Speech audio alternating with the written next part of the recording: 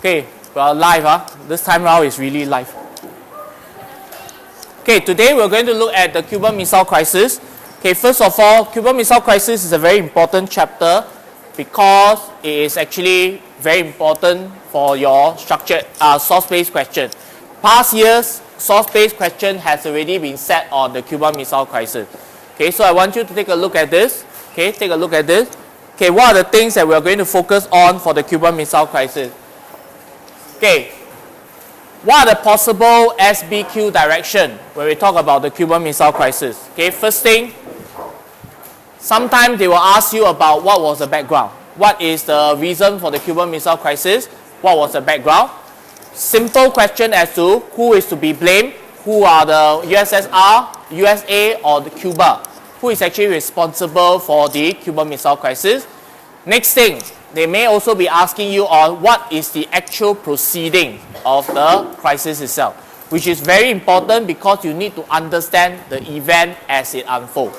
The next thing, what was the outcome and the impact of the Cuban Missile Crisis, the concept, victory, and who actually, in terms of the failure.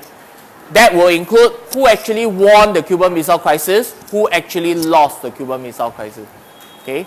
Of course, definition of victors and so-called losers of the war is actually dependent on what type of perspective that you're going to look at it. But in certain source-based questions, that is how the approach will be like. Now, I cannot emphasize the important, this important more, that you need to understand the event as it unfolds. Okay, you need to be very clear about the event because every single telegram that was used for the source-based case study, every single newspaper article, it actually focused on what were the actual event that happened before that. Therefore, for this thing, you need to be very, very clear. Now, I'm not going to use, for this whole period of the lesson, I'm not going to go into what we call put it this way, I'm not going to go into what I call a blow-by-blow account because you already have this in your textbook. What I'm planning to do for my lesson, for these few lessons, is to focus on certain key events and concepts. And what we are going to look at is more on the outcome, who is to be blamed. So I'm going to focus on 2 and 4. Okay, more. I'm not going to focus a lot on the actual detail. You can actually find this in your textbook. And again, there are many YouTube videos that talk to you, that show you the actual proceedings of the war, of the Cuban Missile Crisis itself. There's absolutely no need for me to go through with you. Okay, the next thing that we're going to look at is, I'm going to give you a series of sources, okay, for us to understand what this is all about. Okay, the first set of sources that I'm going to show you is called the world around us. It's a very simple activity. What I need you to do is to take a look at the world map, okay, and try your very best to answer the question that's given to you. This is to tap on your prior knowledge of what do you understand by the relationship between the USA and USSR during the Cold War period. Okay, so all of you take a copy of this. Okay, all of you take a copy of this and pass it down.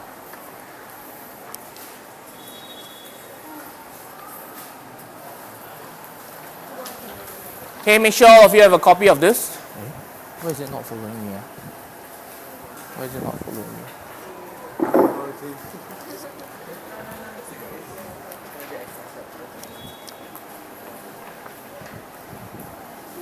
Okay, make sure all of you have a copy of the...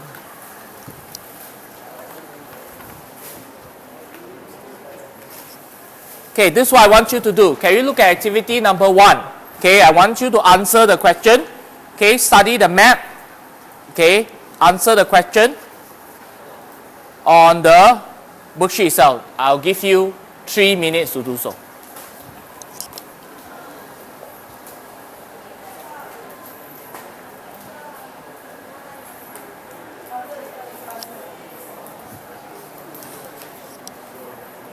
Okay, extras, just pass it to the front. Please focus on what you need to do.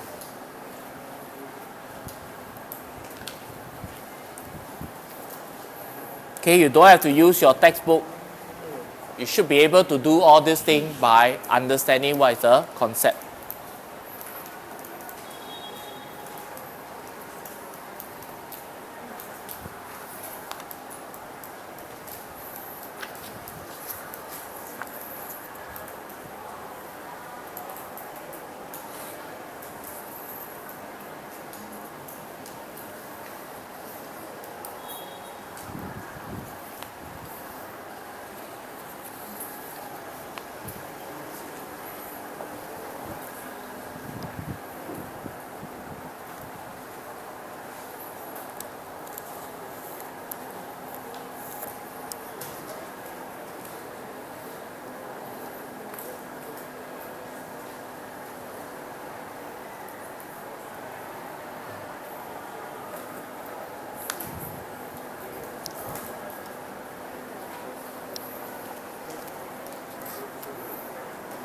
Okay, you have 1 minute left.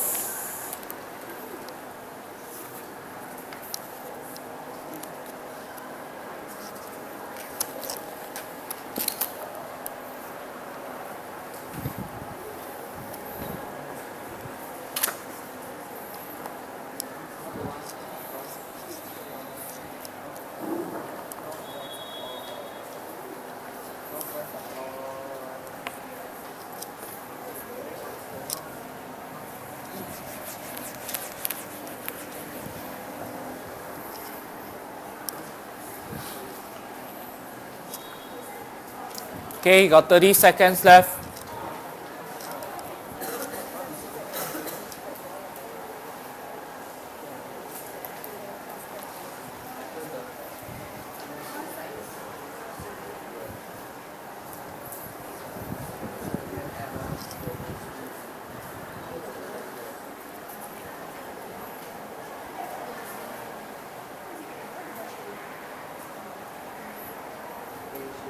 Okay, all eyes on me. Okay, first thing, what are the interesting trends or patterns you notice over there? Huh? Okay, so you could see that those that are, okay, those that are aligned to either which group? US or USSR are clustered together.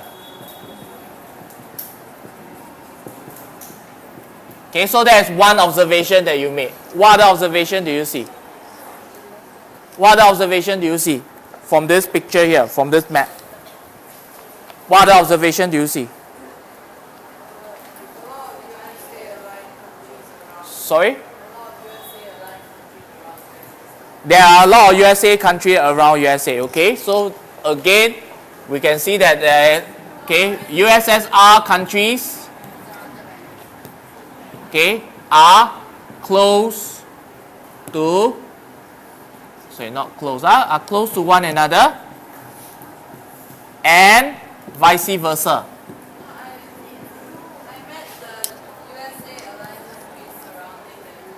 Okay, the other one, USA allied, okay.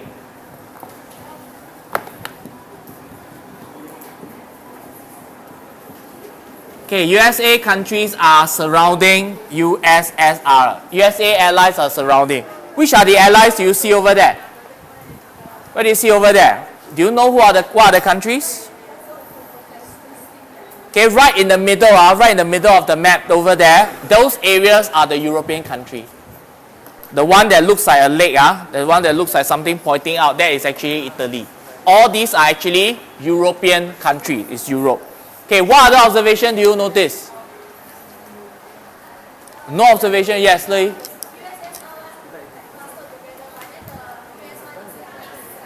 Okay, so USSR, okay, allies are clustered, okay, together, but why are they clustered together? What's the rationale behind it? Sphere of influence, or what we call a protection, right? Sphere of influence, or in this case, a protection. Very good. Any other observation that you make? Huh? There's one country there. Okay, which the one country, Julian? Okay, there's a one, there is, okay, point number 5, I'm going to write it down up here. Okay, there is one communist country in proximity to USA. Do you see, can you look at your map? Can you see where that country is now? Can you see where the country is? Okay, so that is for your question, second question. So this country that is located closely, the Soviet aligned and is actually closest to the American is actually this country called Cuba. And the story is about this country. Okay, so today we're going to learn a little bit about why this country was a problem for the American. Okay? Done with the first worksheet. Okay, now before we move on to the second worksheet, okay, I want to ask you a very quick question just to recap. Can you tell me, if I were to ask you again, okay, people on the streets, and I ask you, hey, can you tell me what's the difference between a communist and a democratic system? Communist is equal? Equality, Communist is our equality. Then what about democratic system? It's about meritocracy. Okay, it's about meritocracy. The other one is about equality. Okay, so why do you think people will be attracted to communism? Because they are poor. Why is it that poor people will be attracted to that? Okay, they want to eradicate, want everything to be fair, right? Okay, that's why you notice that a lot of the poorer people adopted communism, because they want to make sure that the world is fair, so that everybody get a fair share of what's going on. But why would people be attracted to capitalism? Reward for work, work for reward. Okay, so the more you work, the more you get. The better you are, the more incentive you should get. So a lot of people adopted this type of policy. They feel that this is something that's suited for them. So those people who are capable would want to have this. Those of them who think that they are very strong, they have good ability, they will want to have capitalism, because it depends on your personal drive, it depends on your personal ability. Okay?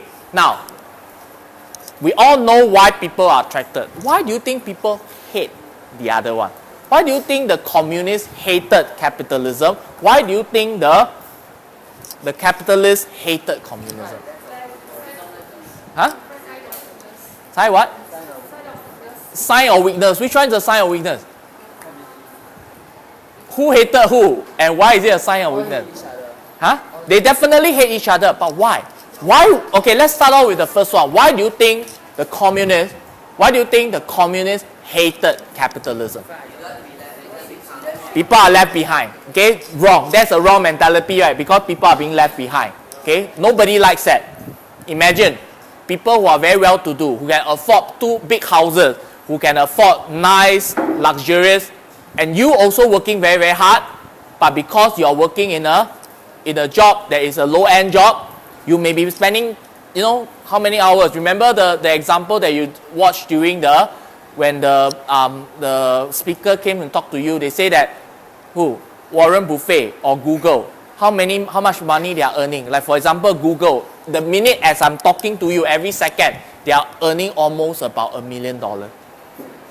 Google is earning about $1 million. Where did they earn? From people who go and click on the ad and all that stuff. $1 million of Google, they are earning that amount of money. Same thing. A person will never see, like the speaker, Mr. John Choi mentioned, will never see $1 million to them. Warren Buffett, okay, or even ex-president Bill Clinton, who goes around to give talks, or Donald Trump, $1 million for how long the speech? 1 hour speech, $1 million. After you give the speech finish, you'll just take the money and say, oh, yeah, $1 million. And that's it, $1 million worth of dollars. So this is the type of thing that's happening, but we don't get to see that. Okay? So for those people who work very, very hard, they may never see the $1 million. So that's why the communists hated the capitalists? Because it's unfair, it's unequal. But why would the capitalists hate the communists? Huh? They will lose out, right? They will lose out. How will they lose out? Why will the capitalists lose out? All the hard work that they have, it don't belong to them anymore. It belongs to the society. And that is why a lot of people are upset about it. So these systems are fundamentally very different in their thinking, which is why they are trying to, like what happened during the Cold War, they are trying to wrestle power from one another. Okay, first of all, Cuba. Where is Cuba? This whole place is the map of USA. Okay, part of USA, this area is known as the Gulf of Mexico. Anything further down is South America, where Mexico, Venezuela, all these countries, Brazil, all those coffee bean, chocolates and everything, they are all found over here. Okay, so this is a very different area as compared to the more capitalist America. Now, this area here is known as Cuba. Okay, this is Cuba. If you look at your world map, if you look at the map that you have, okay, Cuba is that little country, that little stretch of black color that you see close to America. Where, okay, from here, what are the other places that's of interest to you? Which are the places that, which are the places that are of interest to you? Okay, Salt Lake City is over there. Okay, further up will be, New York City. Okay, New York City is all further up. Miami is over here. Okay, Miami is over here. Okay, and this place is Texas. Okay, this place is Texas. So this place is more on the outskirts, but further up on the map is actually the main city area, New York City and Washington DC. Okay, first of all, let me give you a little bit of background of Cuba. Now, Cuba is actually a small island. It's only about 160 kilometers away from the coast of Florida. Okay, this is coast of Florida, so it's about 160 kilometers away. What does it mean? 160 is how far? It's about Singapore driving to Malacca. Singapore driving to Malacca is 160 kilometers. So is it very, very far? 3 hours, you will be able to reach Cuba if there's a road that links that. Okay? And it has always been an American ally. Cuba has always been an American ally. There were American business there. American also placed their military bases in Guantanamo. Okay? This area is where the American placed their military bases there. And so Cuba has always been an ally. Now, things start to change in 1959. There was this man called Fidel Castro. Fidel Castro.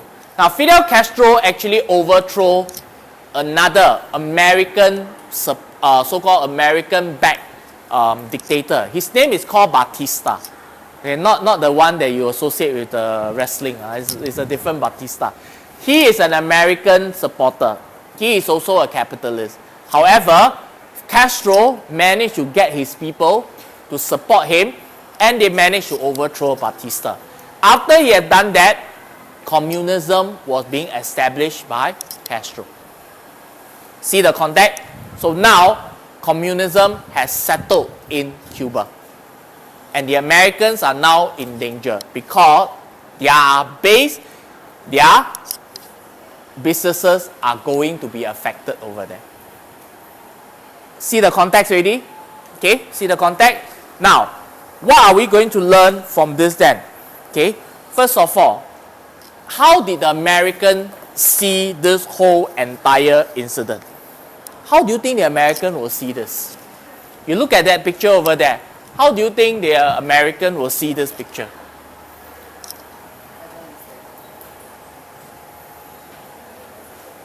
Okay, this is actually a Cuban picture lah. This is a Cuban picture, and this is Cuba. This is Cuba. How is he depicting the whole entire issue? USA is bad. How do you know USA is bad? You look at the face that's being drawn. This is the American. What is the American doing? What is the American doing? 4-5. What is the American doing? He's threatening. You can't see, you don't understand this, but this is actually Soviet words. Okay, he's Soviet because this is a Soviet cartoon, the Cuban, about how the Americans were threatening the Cuban. But what were the Americans using to threaten the Cuban? So what does it try to depict the American? They are using force. They are trying to threaten the sovereignty of Cuba. Follow me so far? Okay, they are trying to threaten. So the Russian draw this picture to depict that the Cubans are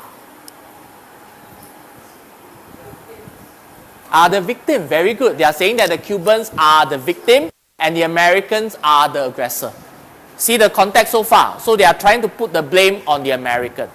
Now, I'm going to show you another picture. We're going to discuss this picture in details. Now, this picture was presented in one of the specimen paper. But I want to see what can you infer about the message of this picture. This is a British cartoon that was published in October 17, 1962. Okay? Okay, so this is a British cartoon. So, if I were to ask you, what is the message of this cartoon? Can you tell me what can you infer about this cartoon first? This is published by the British. Okay? And in 1962. When the Cuban Missile Crisis have taken place. Can you tell me what can you infer first? Let's not talk about the purpose behind it. Let's see what you can infer first. Anybody want to give a try? Take a look at the picture and tell me what are the things that you observe and what are the things that you would like to focus on. Anybody? Anybody wants to give a try? Yes. Yes, Melvin.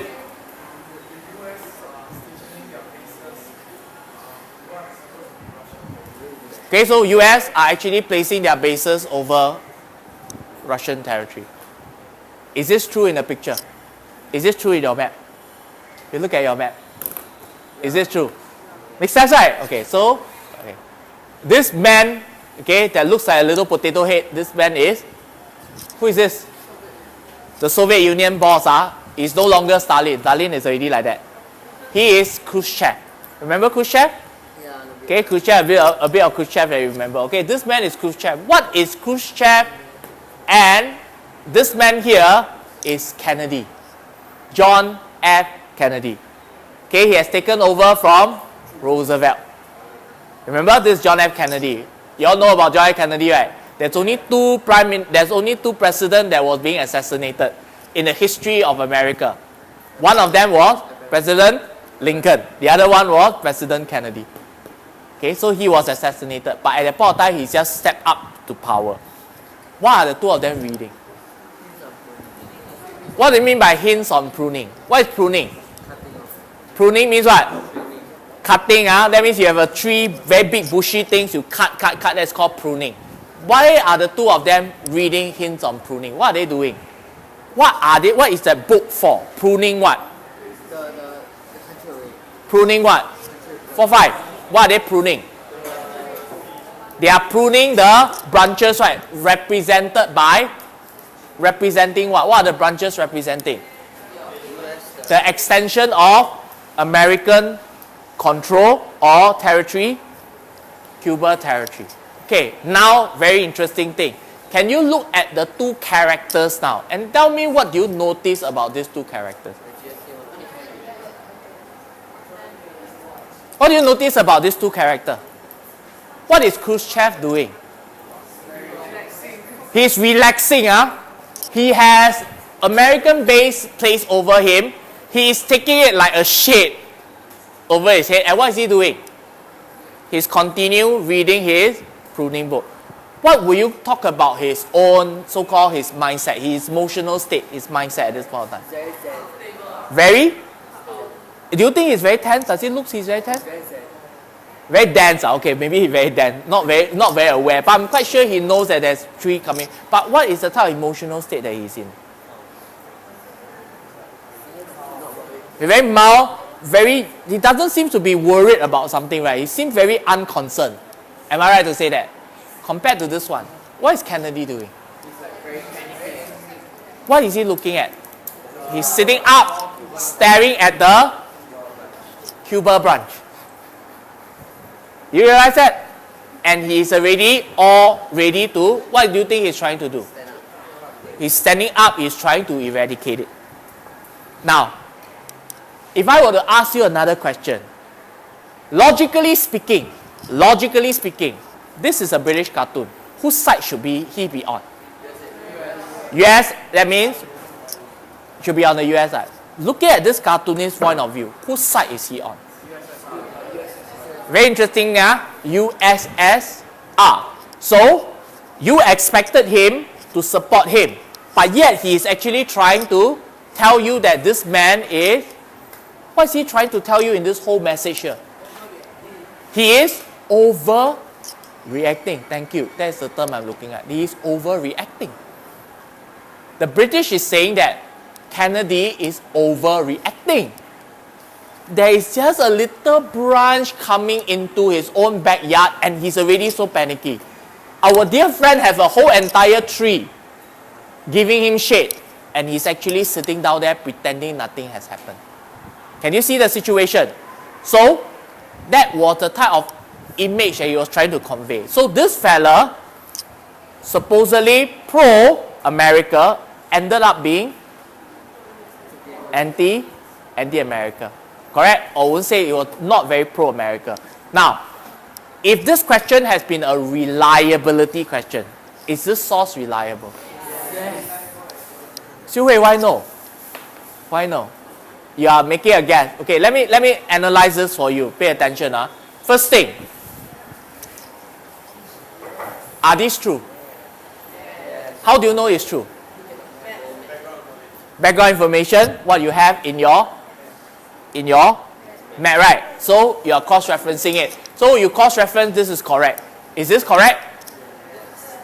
Okay, fair enough. Okay, now, the next thing. Provenance. He is a British. He will be supporting the USA. But in this source, he is actually not doing so. He is actually saying that Kennedy was panicking over this. That means he's saying that Kennedy is what we commonly call kanjong spider. Very kanjong. Oh, die, there's a little branch. Because he is saying something that is contrary to what he was supposed to say, and whatever that he has said are all correct. This source is reliable. I repeat again. He is saying something that contrary to what you expected him to say. And whatever he says can be cross-referred to other sources to prove it correct. That means this one must be highly reliable. You follow me so far? Can you see the logic behind it? It's different from a person who say, I'm trying to be... Remember the last discussion we had the last time where we talked about what happened if a whiteizen slammed YTSS? Remember that an analogy that I give you? What happens if somebody tells you that, oh, YTSS is a lousy school? YTSS supposed to be supportive of YTSS, but he's not. Does that mean he's wrong? It depends on whatever things that he say. If he say that YTSS drives the student very, no welfare for the student, they don't give toilet paper, something like that. But it is not true. Then whatever he say is not reliable, cannot be proven, so he become biased. Understand? See the logic already or not? Okay, so this source, it actually is more reliable. Okay, so get the context. Now, this two person, this one is something that all of you are very familiar with. Just now you see that little potato head, there's this man. Khrushchev. Nicer, smiling, better than Stalin. Stalin with the big beard make him look the mustache make him very fierce. But this is Khrushchev. Seems to be a very nice style, like ugly grandpa type of look. Okay, this is Khrushchev. This man, okay, almost star-like John F. Kennedy. Okay, assassinated in his 40s, I think. Okay, later part. And this man here, still alive. He has handed over his leadership to his brother. He's a dictator. Remember I told you about dictatorship in the Congo? Yeah, he's still alive. He's still alive. Yeah, he still has, but he has handed over his position to his brother. You count out this 1962, now it's already another 60 over years old, right? Okay, so about 90 plus 100, almost about 100 already. Okay, but he's still alive. Okay, Now, what are we going to look at? Now we're going to look at Act 2. Okay, this is where we have a little bit more things to do. Okay, I'm going to pass you a set of worksheets. Okay, this is Act 2. What I need you to do very quickly, okay, we don't have much time, so I'm going to ask you to look at page 1 first. Okay, I don't think we have the time now. This is what we're going to do for the next lesson when I see you. Okay, on activity 2, okay, it gives you a little bit of background on the revolution. Okay, the revolution in Cuba. What I need you to do, very, very simple. I need you to read through the background information, and I want you to try to attempt to do the source-based case question on the back. Okay, and if you are not very familiar with source-based case question cartoon, there is actually a set of how to go about analyzing primary sources. Okay, you can use that to guide you along. Now, what I need you to do is go back, read through activity 2, okay, answer the 3 questions. And then we'll continue with our discussion. How did the relationship between US and Cuba, in particular this man Castro, how did their relationship ended up being so bad? What actually happened, which finally culminated to the Cuban Missile Crisis. Okay, next lesson when I see all of you, take note, next lesson when I see all of you will be tomorrow, right? Okay, on Thursday, okay, there will be some foreigners who will be coming in, some other foreign school. I think it's Thailand, is it? Okay, I think it's next week, right? Not this week. Okay, next week, the Thai students will be coming in. They'll be sitting in for our lesson. Okay, but I'm not going to just do something flashy for them. I'm just going to continue what we have done. Okay, so please go and complete this worksheet. Tomorrow when I see all of you, we'll go through it together. Okay? Any question?